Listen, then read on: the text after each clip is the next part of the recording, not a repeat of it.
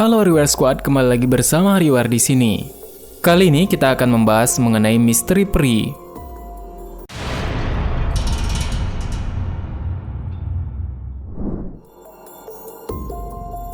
Kebenaran mengenai peri ini biasanya terjemahkan sebagai peri, namun dengan gagasan tentang peri tentunya tidak berasal dari sebagian besar budaya yang ada di Timur Tengah. Paris ini terkadang diajak sebagai peri. Para peri biasanya terjemahkan sebagai peri, fairy, ataupun lain sebagainya. Namun, gagasan tentang peri ini tidak berasal dari sebagian besar budaya kita. Dan tentunya ini berasal dari sebagian besar dari Timur Tengah.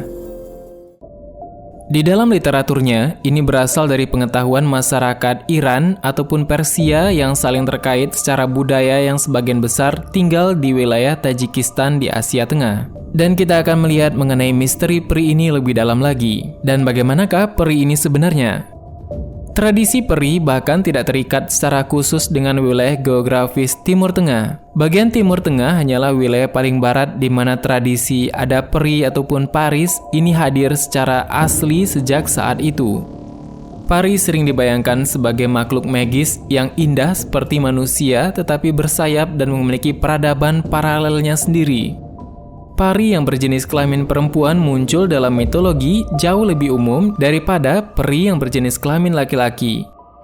Dan di Eropa, di Inggris sendiri, sekitar tahun 1592 oleh Shakespeare, peri digambarkan sebagai siluman atau sprite, atau menjelma sebagai wanita cantik bersayap yang dinamakan sebagai fairy. Peri juga sering diidentifikasi sebagai makhluk mitologis. Dalam penggambarannya, cerita-cerita rakyat yang menggunakan istilah peri seringkali berbeda definisi tentang apa itu peri. Di satu pihak, nama ini seringkali dihubungkan dengan makhluk gaib seperti siluman, namun di sisi lain, peri digambarkan sebagai makhluk yang lebih nyata ataupun makhluk dengan peradaban yang tinggal di bumi ini. Wujud dan penampakan peri ini bermacam-macam. Beberapa digambarkan bahwa mereka memiliki tinggi seperti rata-rata manusia biasa. Dan beberapa lagi digambarkan bahwa mereka ini berupa makhluk-makhluk kecil. Di Eropa, peri dalam wujud besar dipercaya telah dibicarakan sejak sebelum 1000 tahun yang lalu. Ciri umum dari peri adalah kemampuannya dalam menggunakan sihir untuk mengubah wujud. Emas peri sangat tidak bisa diandalkan. Karena jika dia memberikan emas ketika digunakan sebagai pembayaran, namun kemudian berubah menjadi daun, semak, kue, dan berbagai benda yang tidak berguna lainnya. Ini tentunya sama seperti di Indonesia. Ketika makhluk halus membayar dengan menggunakan uang untuk membeli sesuatu makanan dan beberapa saat kemudian uang tersebut akan berubah menjadi daun ataupun hal yang semacamnya. Dan ini juga dibicarakan di tanah barat mengenai perubahan dari emas menjadi daun, semak ataupun kue yang dijadikan alat pembayaran yang digunakan oleh peri di sana. Ada juga legenda mengenai pemakaman peri. Seorang yang bernama William Blake mengklaim pernah menyaksikannya secara langsung. Alan Cunningham dalam bukunya Lives of Eminent British Painters mencatat klaim dari William Blake tersebut. Dan diceritakan bahwa Blake suatu malam di kebunnya melihat makhluk-makhluk seukuran belalang dengan warna hijau dan abu-abu meletakkan sosok tubuh di sebuah daun mawar dan menguburnya dengan nyanyian. Ini juga mungkin ditemukan pada peradaban modern saat ini. Seorang bernama John Hyatt, seorang dosen sebuah universitas di Inggris, yakin bahwa kameranya telah mengabadikan penampakan sosok yang tidak biasa, yang kemungkinan mirip dengan peri. Tentunya kita penasaran dengan gambaran peri tersebut. Dan pria 52 tahun ini yang menjadi direktur Manchester Institute for Research and Innovation in Art and Design atau Myriad, awalnya berniat mengambil sejumlah foto pemandangan dan alam di sekitar rumahnya. Dan saat memperbesar gambar-gambar hasil bikinannya, Hyatt terkejut, bukan kepalang saat melihat penampakan sekelompok makhluk terbang kecil tersebut. Saat melihatnya lebih cermat, makhluk aneh itu bentuknya menyerupai manusia. Namun tentunya sangat banyak dan berukuran kecil. Kita bisa melihat pada gambar berikut ini.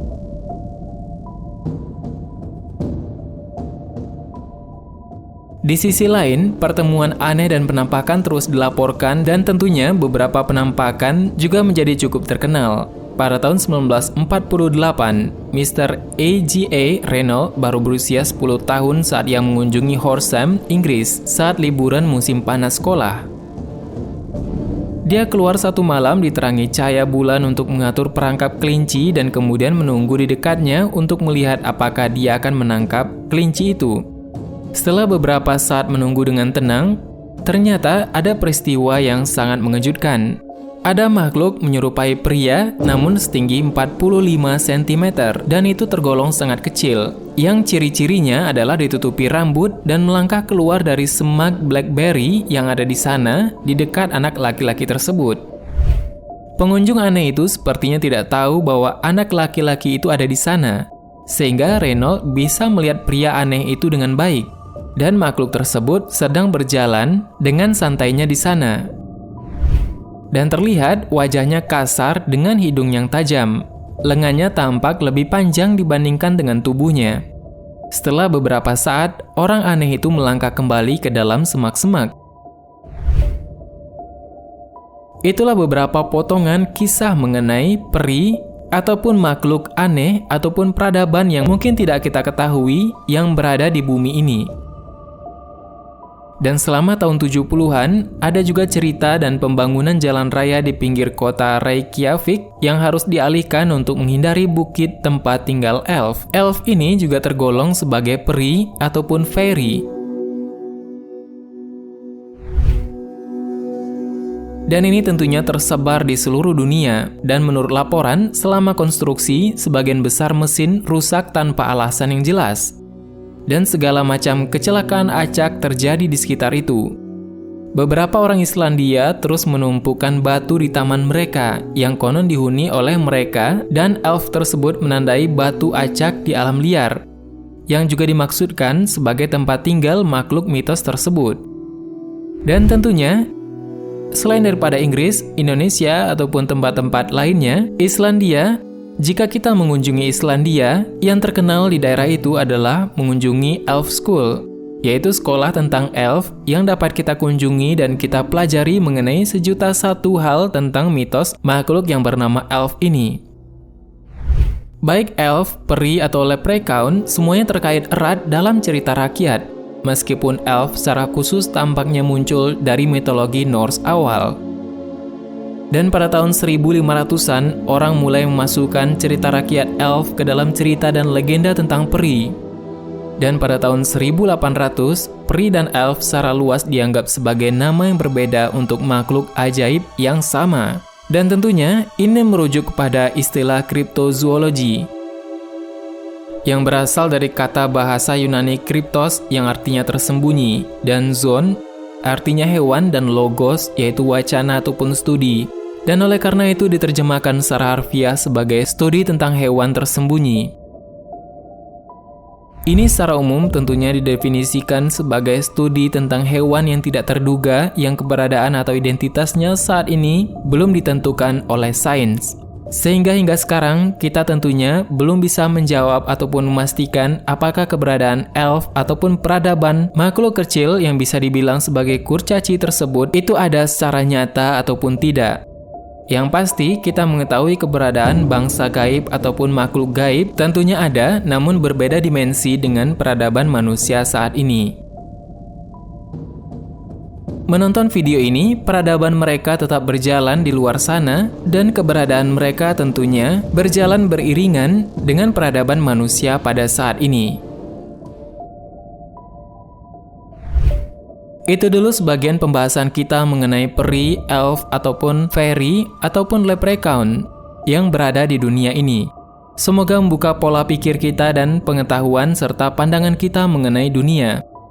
Ternyata dunia ini bukan hanya setitik debu ataupun setitik bulat yang berada di alam semesta, dan kita mengetahui ternyata ada dimensi lain ataupun gerbang ataupun makhluk lain yang tidak pernah bisa teridentifikasi oleh sains hingga saat ini yang ternyata juga hidup di daratan bumi ini.